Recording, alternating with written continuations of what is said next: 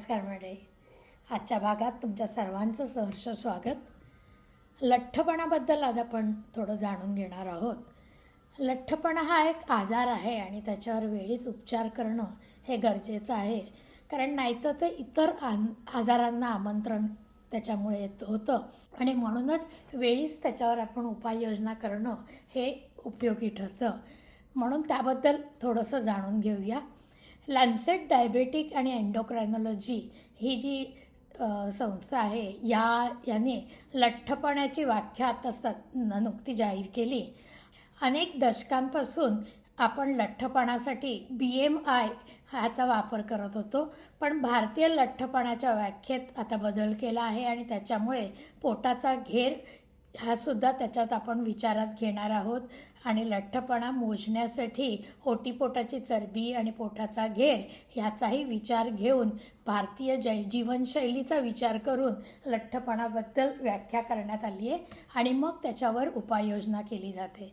तर हे लठ्ठपणा म्हणजे काय आणि त्याच्याबद्दल सायंटिफिक माहिती आपण आज करून घेणार आहोत. डॉक्टर संजय बोरुडे यांनी लिहिलेला हा लेख आहे.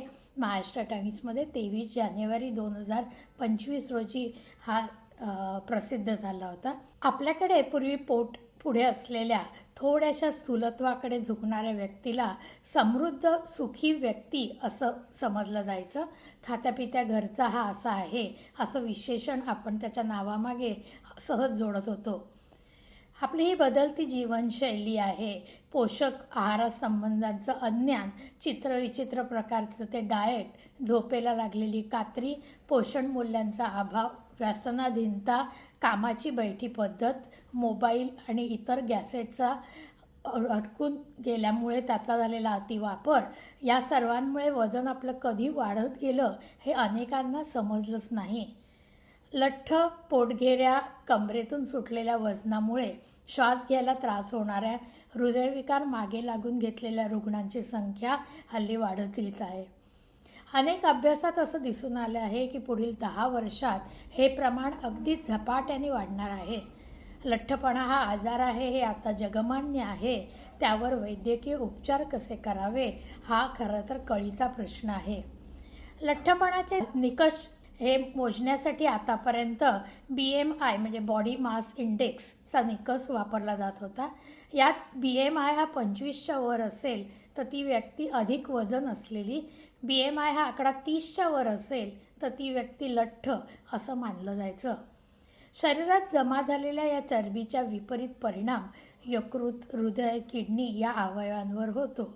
त्यामुळे रक्तदाब, मधुमेह अशा विविध रोगांचा सामनाही करावा लागतो. एखादी व्यक्ती किती स्थूल आहे हे ठरवण्यासाठी BMI फॉर्म्युला वापरला जायचा. शरीराची उंची आणि वजन याचं गुणोत्तर याला बॉडी मास इंडेक्स असं म्हणतात. यामुळे शरीराचं वजन उंचीच्या तुलनेने बरोबर आहे का नाही याची आपल्याला माहिती मिळते. 18.5 ते 24.5च्या दरम्यान BMI असायला हवा. तो 25च्याहून अधिक असेल तर काळजी घ्यायला हवी. 30पेक्षा अधिक असेल तर लठ्ठपणाकडे होणारी सुरुवात आहे हे ध्यानात घ्यायला हवं. पूर्वी या प्रकारे लठ्ठपणाचं विश्लेषण, त्यानंतर उपचार पद्धतीची सुरुवात केली जात असे. अनेक दशकापासून बॉडी मास इंडेक्स म्हणजे BMI हे लठ्ठपणा मोजण्याचं साधन म्हणून वापरलं जात आहे. या निष्कर्षामध्ये एखाद्या व्यक्तीच्या वजनाला त्याच्या उंचीने भागून चरबीचं मोजमाप केलं जातं. त्यांचा BMI हा 30पेक्षा अधिक असेल अशा व्यक्तींना लठ्ठ मानलं जातं. ओटीपोटाची चरबी आणि तुमच्या पोटाचा घेरसुद्धा या व्याख्येमध्ये समाविष्ट करण्यात आलेला आहे. जगातील इतर लोकांपेक्षा भारतीयांचा जो लठ्ठपणा आहे तो थोडासा वेगळा आहे. लठ्ठपणा या विषयावर अभ्यास करणारे वैद्यकीय तज्ज्ञांनी लठ्ठपणा मोजमापाची पद्धत केव्हाच बदलली आहे. शरीर हे पाणी, मेद आणि स्नायूंनी तयार झालेलं असतं. त्यामुळे या घटकांचं प्रमाण शरीरामध्ये नेमकं किती आहे याचा तपासणीद्वारे अभ्यास केला जातो. वजन वाढण्यापेक्षा मध्ये अनेक घटक कारणीभूत असतात.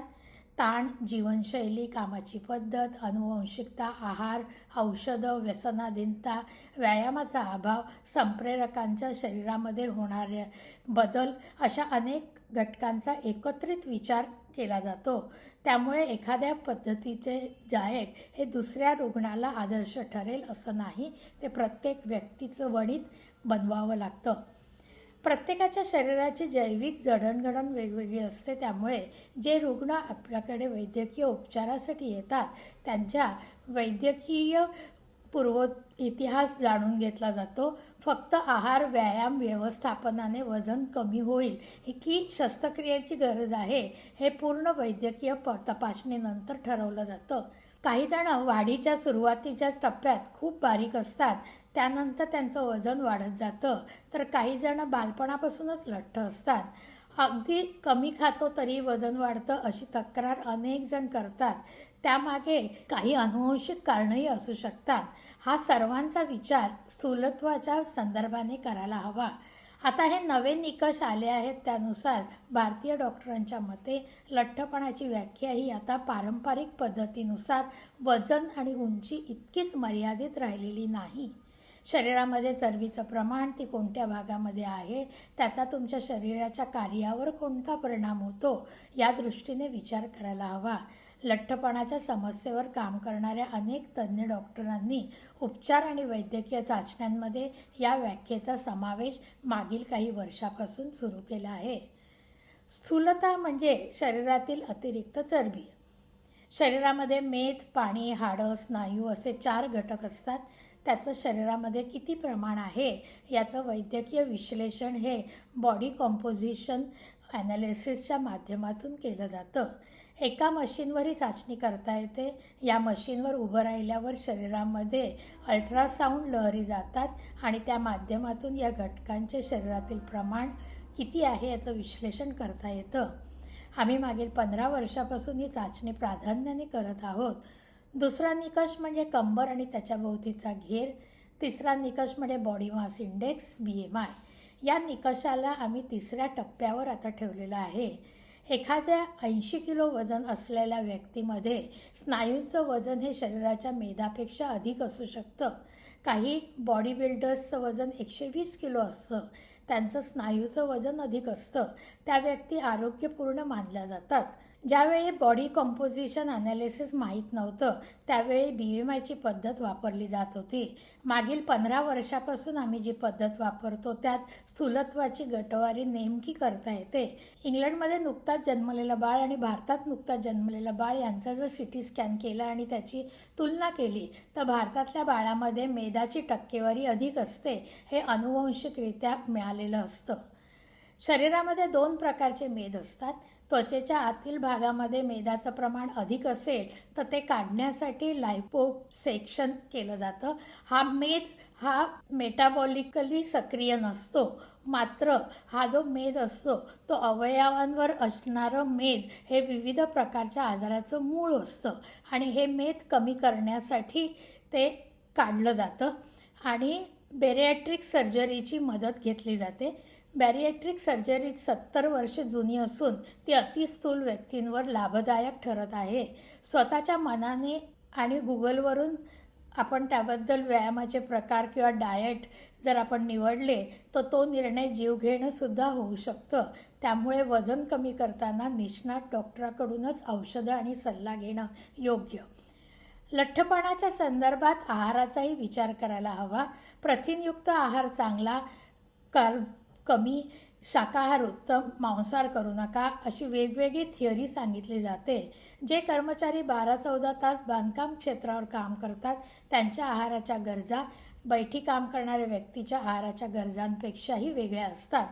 ती व्यक्ती कोणत्या सामाजिक पार्श्वभूमीतून आली आहे, त्यांच्या आहाराच्या पद्धती कोणत्या, कामाचं स्वरूप काय याचा विचार करायला हवा.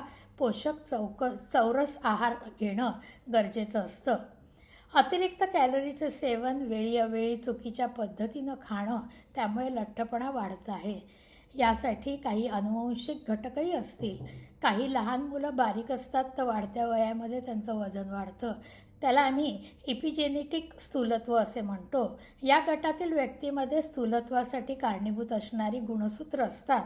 चुकीच्या जीवनशैलीमुळे ती सक्रिय होतात. हा गुंतागुंतीचा आजार झाला आहे. जेवण तयार करण्याच्या पद्धती, अन्नासंबंधीची मानसिकता, स्थूल व्यक्तीची वैयक्तिक आणि कौटुंबिक जडणघडण अशा अनेक बाबींचं निरीक्षण करणंसुद्धा गरजेचं असतं. स्थूलत्व हा आजार असून त्याकडे वेळीच गांभीर्याने पाहिलं नाही तर त्याचा सामाजिक आरोग्यावर सुद्धा गंभीर परिणाम दिसतील यात शंका नाही. तर असं हे स्थूलत्वाबद्दलची माहिती. आपण आपल्या स्वतःच्या मनाने त्याबद्दल निर्णय घेण्यापेक्षा तज्ज्ञांकडून आपण सल्ला घेऊया. आपलं जर वजन वाढले असं वाटत असेल तर तज्ज्ञांकडून त्याबद्दल आपण सल्ला घेऊन उपचार करून घेणं हे केव्हाही उपयुक्त ठरेल. हे लेखक बेरियाट्रिक सर्जन आहेत, तज्ज्ञ आहेत. तज्ज्ञांकडून मिळालेली माहिती केव्हाही सायंटिफिक असते आणि ती त्याचा आपण उपयोग करायला हवा. म्हणूनच हा लेख तुमच्या सर्वांशी आज शेअर केला. आशा करते तुम्हाला यातून काहीतरी नवीन माहिती कळली असेल. तुम्हाला हा कितपत उपयोगी ठरला, तुम्हाला तो कसा वाटला जरूर कळवा. आवडला असेल तर लाईक करा, शेअर करा. चॅनल जर सबस्क्राईब केलं नसेल तर चॅनल सबस्क्राईब करा ही विनंती. आज इथेच थांबूया. भेटूया नवीन भागात नवीन विषयासह. तोपर्यंत नमस्कार.